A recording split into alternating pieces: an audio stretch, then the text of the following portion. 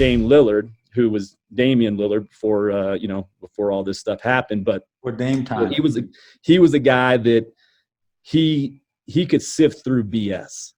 And when coaches would tell him what he wanted to hear, he would just cut you off. And I know a good friend of yours and a friend of mine was recruiting him back. I think Coach Doherty at SMU was recruiting him pretty hard back in the day. And Coach Doherty told Dame that, hey, I'm gonna get you to talk. I'm gonna have Michael Jordan talk to you. And Dame is being Dame and being kind of the cutthroat killer that he is. I think he mentioned to Coach Doherty, well, why would I want to talk to Michael Jordan when I'm playing for you? And I think Coach Doherty didn't appreciate that comment.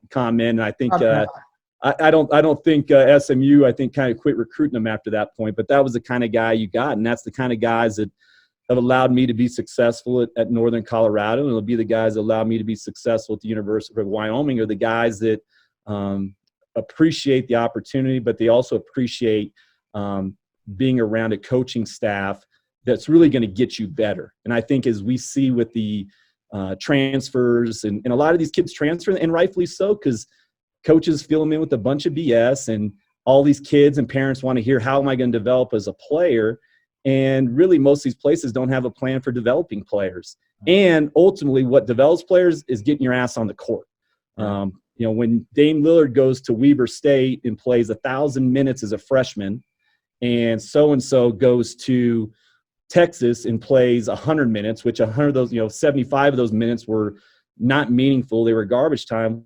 Well, guess what? Who just got the leg up? And so now when those guys meet as sophomores, juniors, it's a whole nother story. And so I think that's where for us is not like you. I mean, that's why, the guys that you coached at San Francisco developed, was that you didn't feed them with BS, and you knew how to develop guys and get guys better. And that's why you won games. And some guys, the guys that can't handle being maybe coached hard, which I don't think necessarily, even though guys think I coach hard, you coach hard, at the end of the day, we're just truth tellers.